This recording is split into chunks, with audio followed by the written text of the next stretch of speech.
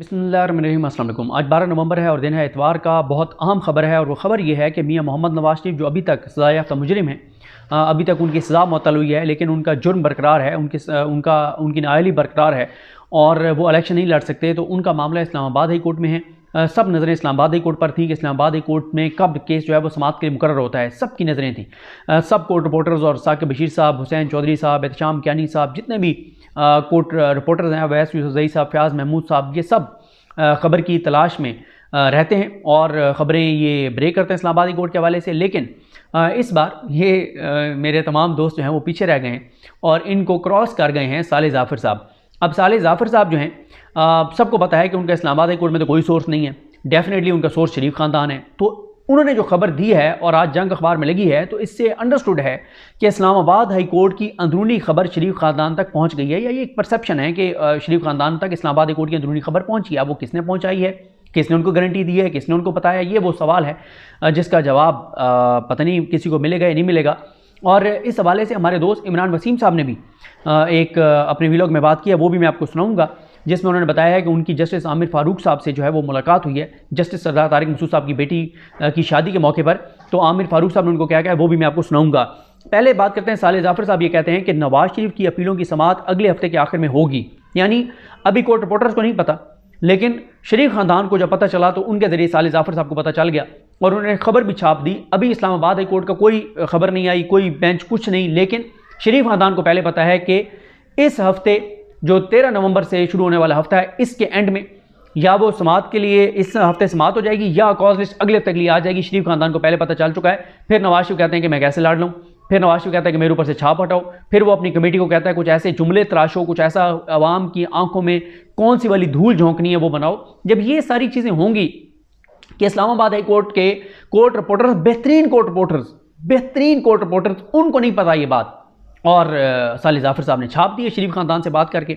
और आज़मजीद तारड़ साहब ने इमरान वसीम साहब को क्या किया वो भी मैं आपको सुनाता हूँ। साले ज़ाफ़र साहब कहते हैं कि पाकिस्तान मुस्लिम लीग नून के कायद साबिक़ वज़ीर-ए-आज़म नवाज शरीफ के ख़िलाफ़ इस्लामाबाद हाई कोर्ट में ज़ेर इल्तवा 2 मुकदमात की अपीलों की फ़ाइलों को कोर्ट ऑफिस ने रिफ़्रेश करते हुए दोबारा तरतीब दे दिया है। यहाँ तक उनके पास इन्फॉर्मेशन है कि रिफ़्रेश करके और दोबारा तरतीब दे दिया, और इम्कान है कि कल फिर से शुरू होने वाले हफ्ते के आखिर में एक के बाद एक अपीलों की समाअत की जाएगी। ख्याल किया जाता है कि समाअत का अमल 3 हफ्तों में मुकम्मल हो सकता है। यानी सारी बात तो पहले बता दी है। इस्लामाबाद हाई कोर्ट में कौन सा ऐसा सोर्स है जिसने शरीफ ख़ानदान को बताया है, और शरीफ ख़ानदान ने साले ज़ाफ़र साहब को बैठ के और बता दिया सारा कुछ और सब कुछ छाप दिया उन्होंने, और उन्होंने कहा कि वो सारी बातें की हैं, और आगे उन्होंने यही लिखा कि नैब को एतराज़ नहीं है, ये वो सारा कुछ।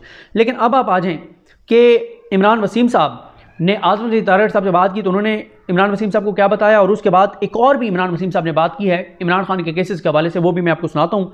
पहले इमरान वसीम साहब ने आमिर फ़ारूक साहब से उनकी क्या बात हुई और आज़मजीद तारड़ साहब से क्या बात हुई, वो ज़रा सुन लीजिए।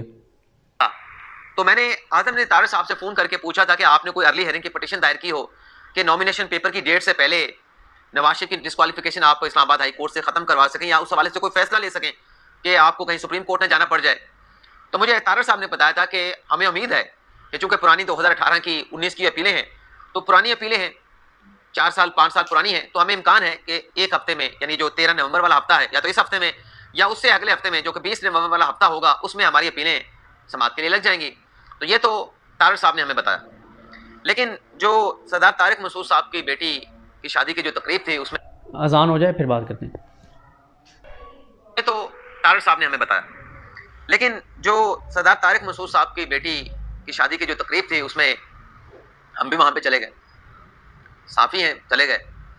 तो वहाँ पे बड़े जयशबान आए हुए थे, निगरान वज़ीर आला सिंध मकबूल बाकर भी थे, पंजाब भी थे, मोहसिन नकवी साहब हाई कोर्ट के जजेस थे, इस्लामाबाद हाई कोर्ट के, लाहौर हाई कोर्ट के, सिंध के, KPK के, बलोचिस्तान के, बाकी भी जगह से मौजूद थे। रिटायर्ड जजेस भी थे, साबिक़ चीफ जस्टिस साहबान भी थे, सुप्रीम कोर्ट के जजेस भी थे। तो मैंने वैसे ही तारड़ साहब से जब बात हुई तो मैंने आमिर फ़ारूक साहब से पूछा कि सर क्या इम्कान है। तो आमिर फ़ारूक साहब का जवाब भी यही था कि यार वो तो पुरानी अपीलें हैं, वो तो ऑटोमेटिकली अब लग जाएंगी और पुरानी अपीलें लग भी रही हैं, तो हो सकता है कि जल्द लग जाएं। तो मैंने कहा सर फिर भी क्या इम्कान होगा। तो आमिर फ़ारूक साहब ने कहा कि मुझे नहीं नॉलेज, ये रजिस्ट्रार ने लगानी है। तो फिर साले ज़ाफ़र साहब की खबर, जो असेसमेंट है आज़मजीद तारड़ साहब की, और जो मेरी उनके साथ बात हुई, तो मेरा भी यही अंदाज़ा है कि अगले हफ्ते लग जाएगी या उससे अगले हफ्ते ये अपीलें लग भी जाएंगी और डिसाइड भी हो जाएंगी। क्योंकि दोनों केसेस में। तो ये जी इमरान वसीम साहब से जो बात की आमिर फारूक साहब ने, उसमें भी उन्होंने इंदिया दे दिया, इशारा दे दिया कि पुरानी अपीलें लग रही हैं, लग जाएंगी, बस लग रही हैं।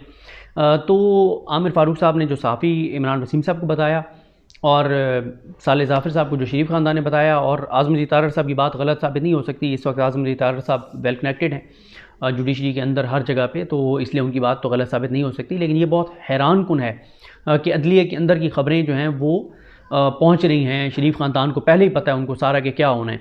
तो इसीलिए तो वो लाडले हैं, इसीलिए तो देखे ना कि वो पावर अटारनी आ ही नहीं सकता था, वो आया, केस समात के लिए मुकर्रर हुआ, सेम डे सब कुछ हो गया, एंड पे पता चला कि वो दरख्वास्त काबिल समात ही नहीं थी, लेकिन रिलीफ दे दिया। और पाकिस्तान की 74 साल तारीख में ऐसा रिलीफ किसी को नहीं मिला, और कहा गया कि ये पहला और आखिरी था, बस इसके बाद ना किसी और को पहले मिला है, ना किसी और को कभी मिलेगा। तो ये बात हो गई। एक और मामला इमरान वसीम साहब, क्योंकि अच्छे रिपोर्टर और सहाफ़ी तो हैं ही आजकल, क्योंकि काजी फाइज़ साहब और उनके पूरे ग्रुप के बहुत क्लोज़, क्योंकि जिस तरह ख़ुद इमरान वसीम साहब ये बता रहे हैं कि जस्टिस सरदार तारिक मसूद साहब की बेटी की शादी में गए हुए थे। ज़ाहिर है उन्होंने, हमेशा यही होता है कि आप एक आइज़ी वाली बात करते हैं, उन्होंने एक आइज़ाना बात की, वरना जो उन्होंने कहा कि हम भी चले गए, साफ़ी हैं चले गए, ऐसा नहीं हुआ करता। किसी जज की बेटी की शादी में से वही जा सकता है जिसको बुलाया जाता है। तो इमरान वसीम साहब, ज़ाहिर है सरदार तारिक मसूद साहब ने बुलाया तो वो गए हैं, वरना इमरान वसीम साहब कभी भी ऐसे नहीं होता कि कोई भी ऐसे चला जाए। फिर इमरान वसीम साहब एक और बात कर रहे हैं कि इमरान खान के केस क्यों नहीं लगेगा, क्योंकि सरदार तारिक मसूद साहब छुट्टियों पर हैं, तो इसलिए इमरान खान का केस ही नहीं लगेगा। अब अगर जज अपनी बेटी की शादी की छुट्टियों पर है तो इसमें इमरान खान का क्या कसूर है कि उसकी ज़मानत की दरख्वास्त नहीं लगेगी। इसमें इमरान वसीम साहब क्या कह रहे हैं वो भी ज़रा सुन लीजिए। जाहिर सी बात है कि इमरान खान साहब भी चाह रहे होंगे, इमरान खान साहब के चाहने वाले भी चाह रहे होंगे कि ये अपीलें समात के लिए मुकर्रर हों और सुप्रीम कोर्ट से कोई अच्छा फैसला तहरीक इंसाफ को सुनने को मिले, इमरान खान को रिलीफ मिले, इमरान खान साहब को ज़मानत मिले, इमरान खान साहब की जो चार्जशीट की कार्रवाई उसको कलअदम करार दिया जाए। लेकिन ऐसे मामला ये है कि ये दरखास्तें तो आ चुकी हैं। अब जो परसों से, आज 11 नवंबर है, 13 नवंबर से जो बेंच तश्कील दिए गए हैं, उन बेंचेस की अगर कंपोजिशन देखें, एक काजी फाइज़ साहब का बेंच है, एक उसमें इजाजुल एहसन साहब का बेंच है, एक मंसूर अली शाह साहब का बेंच है, एक मुनीब अख्तर साहब का है, और आखिरी बेंच जो है 5वां वो है जनाब याह्या अफरीदी साहब का।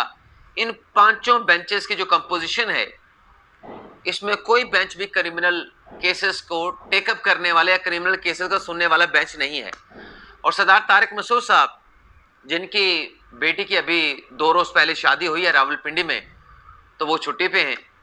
और सुप्रीम कोर्ट में जो क्रिमिनल केसेस का मुकदमात की समात का बेंच बनता है वो तारिक मसूद साहब का होता है। अब तारिक मसूद साहब जैनवन छुट्टी पे हैं बेटी की शादी की वजह से, और भी बहुत सारे मामलात होते हैं शादी के बाद, तो वो अब अगले हफ्ते के लिए बेंच नहीं है। तो जब बेंच नहीं है कोई क्रिमिनल केसेस को सुनने के लिए, तो आइंदा हफ्ते तो अब तक का जो इम्कान है, हाँ अगर वापस आ गए सरदार तारिक मसूद साहब तो फिर ये अपीलें हो सकता है सुनी जाएं। लेकिन अभी तक चूंकि बेंच नहीं है तो इन अपीलों की सुनवाई का अगले हफ्ते कोई इम्कान नज़र नहीं आ रहा, और कोई ऑर्डर भी इन दरखास्तों को समात के लिए लगाने के लिए नहीं किया गया। एक तो नाज़रीन ये खबर आपके साथ हमने शेयर करनी थी कि इमरान खान साहब की ज़मानत का मामला और फर्द जुर्म की कार्रवाई को कलअदम करार देने का जो मामला है, वो आप यूँ समझें कि फ़िलहाल खटाई में पड़ गया है।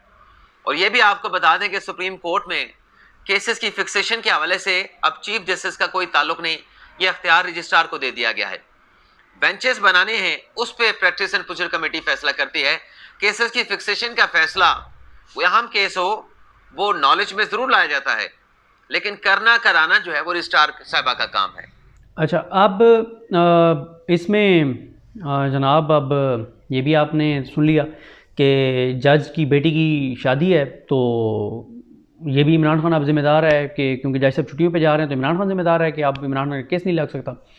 तो ये बड़ी एक हैरानकुन चीज़ें हैं। और इमरान वसीम साहब के मुताबिक तो ये मामला सरदार तारिक मसूद साहब के पास लगेगा, वही जस्टिस सरदार तारिक मसूद साहब जिनके दामाद जो हैं वो इमरान खान के ख़िलाफ़ केस में पेश भी होते रहे, इलेक्शन कमीशन वालों के साथ, इलेक्शन कमीशन के भी साथ नज़र आए, और आजकल पता नहीं उनको शायद कहीं लगा भी दिया गया है, उनको पता चला था। और वही सरदार तारिक मसूद साहब जो तहरीक इंसाफ के जो लोग जिनको 15-15, 20-20 बार गिरफ़्तार किया गया है, तो उसमें जब हाई कोर्ट्स ने रिलीफ देना शुरू किया कि इस तरह से आप नहीं गिरफ्तार कर सकते 20-20, 25-25 बार, तो उस पर एक ऐसा ऑर्डर किया सरदार तारिक मसूद साहब ने कि उसके बाद वो जो रिलीफ उनको मिल रहा था वो रुक गया। तो आप इमरान खान का मामला उनके पास जाना है, तो इससे पहले आपको मैं बता चुका हूँ कि हसनात मलिक साहब ने जो उनके वीलॉग में जब साकिब बशीर साहब ने कहा कि मेरिट की बात करें तो इमरान खान की ज़मानत बनती है सैफर केस में, तो उस पर हसनात मलिक साहब ने कहा ये तो बेंच देखकर पता चलेगा कि ज़मानत मिलेगी नहीं मिलेगी।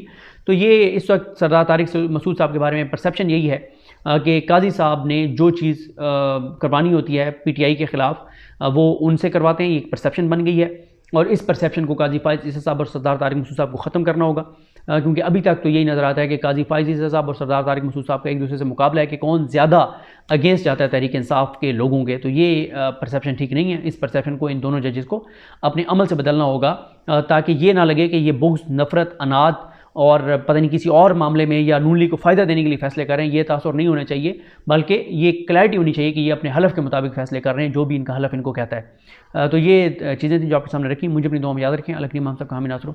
अल्लाह हाफ़िज़।